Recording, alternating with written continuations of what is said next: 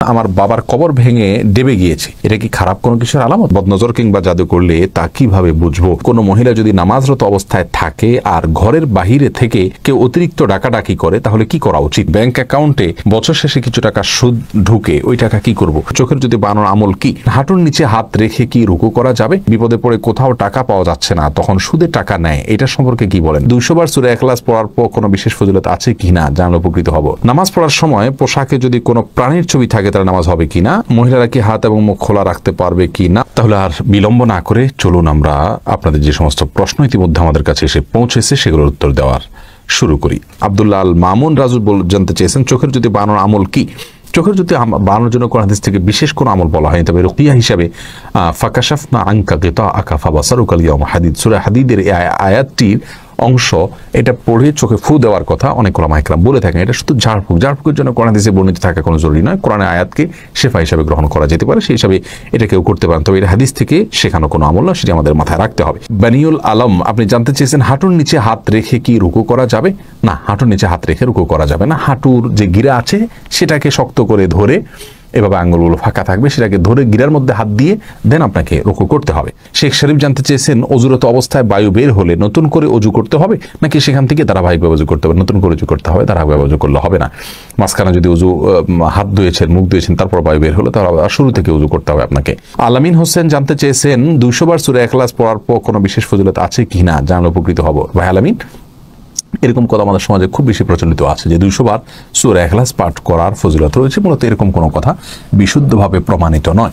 সূরা ইখলাস 200 বার বা নির্দিষ্ট সংখ্যায় পাঠের ব্যাপারে হাদিসে কোনো নির্দেশ নাই, তবে হ্যাঁ এটুকু বলা আছে সূরা ইখলাসকে সুলুসুল কোরআন বলা হয়েছে, অর্থাৎ কোরআনের 3 ভাগের 1 ভাগ এর সমতুল্য বলা হয়েছে। অতএব যদি কেউ 3 বার সূরা ইখলাস তেলাওয়াত করেন, তাহলে কেমন যেন তিনি 1 খতম কোরআনের সওয়াব পেলেন, এটুকু বলা যেতে পারে। যদি হাদিসে ওইভাবে বলা হয়নি, ওলামা ইকরাম সেই ব্যাখ্যা এটা বলেছেন, কিন্তু 200 বারের কোনো ফজিলত হাদিসে বর্ণিত হয়নি, বিশুদ্ধভাবে এটি মন গড়া কথা অনেকে বলে থাকেন। এরপরে রিজওয়ান আহমদ শুভ আপনি জানতে চেয়েছেন, ব্যাংক অ্যাকাউন্টে বছর শেষে কিছু টাকা সুদ ঢুকে, ওই টাকা কি করব? ওই টাকা যদি বন্ধ করার কোনো অপশন থাকে তাহলে বন্ধ করে ফেলবেন, আর যদি বন্ধ করার কোনো অপশন না থাকে, অটোমেটিকলি আসতে থাকে প্রতি বছর শেষে, তাহলে সেটা গরিব দুঃখীদেরকে হিসেব করে দান করে দিয়ে দিবেন এবং কোনো সওয়াবের আশা করবেন না। সারা সফা জানতে চেয়েছেন, ফরজ নামাজে ভুল হলে কি সিজদা সাহু করলে নামাজ হয়ে যাবে নাকি পুনরায় পড়তে হবে? বোন সাফা সারা, ফরজ নামাজে যদি ভুল হয়, ভুলটা যদি হয় ওয়াজিব তরকের ভুল, তাহলে সিজদা সাহু করলে নামাজ হয়ে যাবে, আর যদি ফরজ তরক হয় তাহলে সে নামাজ পাশে রাকাত আবার পড়তে হবে। আর সুন্নাত তরক হলে কিছুই করতে হবে না, আপনার কোন ভুল হয়েছে সেটা হলো মূল বিষয়। আর সিজদা সাহুর বিষয়টি সব নামাজের ক্ষেত্রে একই কথা প্রযোজ্য, সুন্নাত ওয়াজিব ফরজ সব নামাজের মধ্যে একইভাবে, অর্থাৎ ওয়াজিব তরক হলে সিজদা সাহুর নামাজ হয়ে যাবে। সাদ ভয়েসম্যান এই আইডি থেকে আপনি প্রশ্ন করেছেন, আমার বউয়ের মেজাজ অনেক গরম, এখন আমার করণীয় কি? আল্লাহ তাআলা আপনার বিষয়টাকে সহজ করুক ভাই। তার স্ত্রীর যদি মেজাজ গরম হয়, তিনি যদি নিজে বুঝতে পারেন যে হ্যাঁ তিনি মাঝে মধ্যে হট মেজাজি হয়ে পড়েন, তাহলে সেক্ষেত্রে তাকে আপনি পরামর্শ দিতে পারেন আউযু বিল্লাহি মিনাশ শাইতানির রাজিম বেশি বেশি করে পাঠ করা, বিসমিল্লাহির রহমানির রহিম মাঝে মধ্যে পাঠ করে, এগুলো পাঠ করলে আল্লাহ রাব্বুল আলামিন বদমেজাজ মানুষের কমিয়ে দেয়। বিশেষ করে তার যখন বদমেজাজ হবে, আপনি তাকে শুনিয়ে দূর থেকে এটা পড়তে পারেন, যদি পড়েন ইনশাআল্লাহ দেখবেন তার বদমেজাজ কমে গেছে। এবং রাসূল করিম সাল্লাল্লাহু আলাইহি ওয়াসাল্লামের জীবনে এরকম ঘটনা ঘটেছে যে এক ব্যক্তি রাগান্বিত হয়েছেন, তিনি দূর থেকে বলেছেন আমি জানি একটি কালিমা যেটা পড়লে তার রাগ কমে যাবে, এবং তাকে শুনিয়ে সেটা তিনি পড়লেন, তারপর লোকটি সেটা অনুসরণ করলেন। তাকে ডাইরেক্ট পড়তে বললে ওই সময়টা তিনি হয়তো রাগান্বিত হয়ে যাবেন, তাকে পড়তে নির্দেশ না করে আপনি তাকে শুনিয়ে হালকা করে বললেন অথবা তাকে স্মরণ করার উদ্দেশ্যে বললেন, এর মাধ্যমে তার রাগ কমতে পারে ইনশাআল্লাহ বিইذনিল্লাহ। তানভীর আহমেদ জানতে চেয়েছেন, আমাদের একটা দোকান আছে, মাঝে মাঝেই অনেকে অনেক কিছু ভুলে ফেলে যায়, এখন আমরা কি করতে পারি? যথাসম্ভব সেটা রেখে দিবেন, মালিক তালাশ করে দেওয়ার চেষ্টা করবেন, তাকে পাওয়ার কোনো সম্ভাবনা না থাকলে সেক্ষেত্রে সেটি কোনো গরিব দুঃখীকে দান করে দিবেন তার পক্ষ থেকে। এরপরে ইমতিয়াজ মাহদি প্লাবন আপনি জানতে চেয়েছেন, বাসায় শ্বশুর শাশুড়ি আছেন, ছেলের বউকে কি সবসময় মাথায় কাপড় দিয়ে থাকতে হবে না? এমন কোনো কথা নেই, তবে হ্যাঁ শালীনতার মধ্যে যথাসম্ভব থাকার চেষ্টা করতে হবে, এবং শ্বশুরের সামনে বিশেষ করে যথাসম্ভব নিজেকে শালীনতার মধ্যে রাখতে হবে, যাতে করে তিনি বাজে কোনো চিন্তা করার মতো কোনো পরিবেশ তৈরি না হয়, আল্লাহ মাফ করুন। তবে মাথায় কাপড় দিয়ে থাকতে হবে নির্দিষ্টভাবে, এমন কোনো কথা বাধ্যবাধকতা নেই। তানজিদ আহমেদ জানতে চেয়েছেন, বিপদে পড়ে কোথাও টাকা পাওয়া যাচ্ছে না, তখন সুদে টাকা নেয়, এটা সম্পর্কে কি বলেন? দেখুন, অনেক ভাই বোন এই কাজটি আজকাল করছেন। আল্লাহ রাব্বুল আলামিন মানুষকে পরিশ্রম অনুযায়ী তার রুজিতে, রুটিতে, উপার্জনে বরকত দিয়ে থাকেন। আমরা পরিশ্রম করব। আল্লাহ রাব্বুল আলামিন কোরআনে বলেছেন, ফাইদা কুদিয়াতিস সালাহ ফান্তাশিরু ফিল আরদ, যখন সালাত শেষ হয়ে যাবে তোমরা জমিনে ছড়িয়ে পড়ো। আমরা জমিনে ছড়িয়ে পড়বো, উপার্জনের জন্য চেষ্টা করব, ছুটে করব। এটা আমাদের কর্তব্যের অংশ। আমরা শর্টকাট ওয়েতে উপার্জন করার চেষ্টা করব না। আপনি ছোট্ট পুঁজি নিয়ে, সামান্য পুঁজি নিয়ে রাস্তার পাশে বসে যান, শুরু করেন এবং অধ্যবসায় করেন, শেখার চেষ্টা করেন, মেধা খাটান এবং শারীরিক পরিশ্রম, কায়িক পরিশ্রম আপনি করেন। এর মাধ্যমে ইনশাআল্লাহ আল্লাহ তাআলা আপনাকে বরকত দিবেন। আস্তে আস্তে আপনি সামনে বাড়তে যাবেন।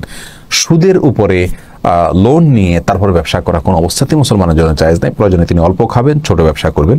আল্লাহ তাআলা আমাদেরকে হারামকে না করার মতো ঈমানের শক্তি অর্জন করার তৌফিক দান করুন। নামাজ পড়ার সময় পোশাকে যদি কোনো প্রাণীর ছবি থাকে তাহলে নামাজ হবে কিনা, নোমান ভাই জানতে চেয়েছেন, এনএস নোমান। যদি কোনো কুকুরের ছবি কোনো ছবি থাকে, কোনো প্রাণীর ছবি থাকে, তাহলে নামাজ হয়ে যাবে, কিন্তু এই কাজটি খুবই অন্যায় কাজ, খুবই দুর্গর্হিত কাজ এবং জঘন্য কাজ। কারণ হলো সালাত পড়বেন আল্লাহর রহমত আসার জন্য, আর কোনো প্রাণীর ছবি থাকলে সেখানে আল্লাহর রহমত আসে না। তাহলে আপনার এই সালাতটাতে কিভাবে আপনি আল্লাহর অনুগ্রহ লাভ করবেন? এই জন্য কোনো প্রাণীর ছবি আসে এরকম জামা কাপড়ে সালাত আদায় করা উচিত নয়। কিন্তু যদি বিকল্প কিছু না থাকে, ওই জামাকে উল্টিয়ে পারলে পড়বে, আর সেটাও যদি কোনোভাবে করা না যায়, দোনো পাশে যদি ছবি থাকে, তাহলে সেক্ষেত্রে সালাত ত্যাগ করবে না, ওই অবস্থায় পড়ে নেবে।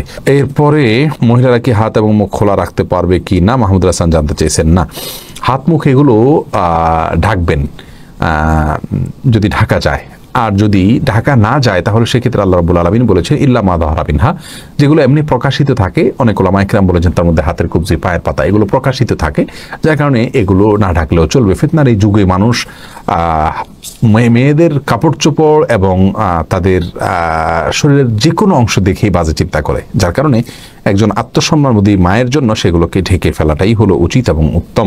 শফিকুল ইসলাম জানতে চেয়েছেন, কোনো মহিলা যদি নামাজরত অবস্থায় থাকে আর ঘরের বাহিরে থেকে কেউ অতিরিক্ত ডাকাডাকি করে তাহলে কি করা উচিত? যতই ডাকাডাকি করুক না কেন, নামাজটাকে চালিয়ে যেতে হবে। যদি ফরজ নামাজ হয়, আর সুন্নত নামাজ হলে যদি ডাকটা শুনে তিনি বুঝতে পারেন যে তার মা বাবা কোনো বিপদে পড়ে ডাকছেন বা জরুরি কোনো কাজে ডাকছেন, মা বাবা যদি ডাকেন তাহলে সেক্ষেত্রে ছেড়ে চলে যেতে পারেন সুন্নত নামাজ হলে। ফরজ নামাজ হলে কারোর ডাকে, সাধারণ ডাকে যাবেন না, নামাজ শেষ করে যাবেন। প্রয়োজন নামাজটাকে একটু তাড়াতাড়ি শেষ করতে পারেন যদি মনে হয় ডাকটা খুব বেশি প্রয়োজনীয় কোনো ডাক। আর যদি কোনো ব্যক্তির মৃত্যুর মুখে পতিত হয়েছেন, এরকম কিছু আঁচ করতে পারেন তিনি, তাহলে সেক্ষেত্রে ফরজ হলেও নামাজ ছেড়ে দিয়ে তার জীবনকে রক্ষা করার জন্য তিনি অগ্রসর হয়ে যাবেন। এটা তার কর্তব্যের অংশ। মোহাম্মদ তাকিব জানতে চেয়েছেন, বদনজর কিংবা জাদু করলে তা কিভাবে বুঝবো? এটা একটু জটিল আসলে। বেশিরভাগ ক্ষেত্রে আপনার রকিয়া যারা করেন তারা এরকম রোগীকে কিছু তিলাওয়াত শুরু করলে তাদের মধ্যে অস্থিরতা শুরু হয়, বিশেষ কিছু আলামত তারা দেখতে পান, তার মাধ্যমে বোঝা যায়।